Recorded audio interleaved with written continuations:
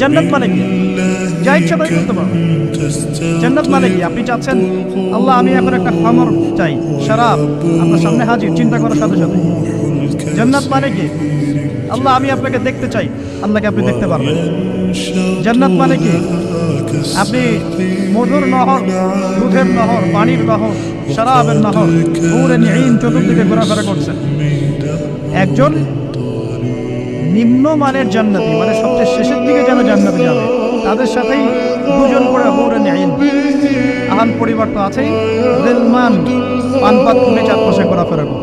জান্নাত মানে কি? যেখানে যা ইচ্ছা তাই করা যাবে, বলার কেউ নাই, বাধা দেওয়ার কেউ নাই, সেখানে কোনো মৃত্যু নাই, সেখানে কোনো অহেতুক কথাবার্তাও নাই, কোনো গান গল্প নাই, কোনো মিথ্যা নাই, কষ্টের ক্লেশ মাত্র নাই। থুতু ফেলতে হবে না। জান্নাত মানে থুতু ফেলতে হবে না। জান্নাত মানে হাঁচি হবে না, নাক ছাড়তে হবে না। জান্নাত মানে ইস্তেঞ্জা, পেশাব পায়খানা করার টেনশন নাই। মানুষ খাবার খাবে, একটা ঢেকুর তুলবে, ব্যাস খাবার হজম হয়ে গেছে। আর জান্নাতের সবচেয়ে বড় বিষয়টা কি? আল্লাহ পাককে আমরা এই চোখ দিয়ে দেখতে পারবো ইনশাআল্লাহ। আর তার সমকক্ষ একটা বিষয় হচ্ছে আল্লাহ পাক বলে দিবেন যে আমি তোমাদের সবার উপর সন্তুষ্ট হয়ে গেলাম, যাও কোনোদিন অসন্তুষ্ট হবে।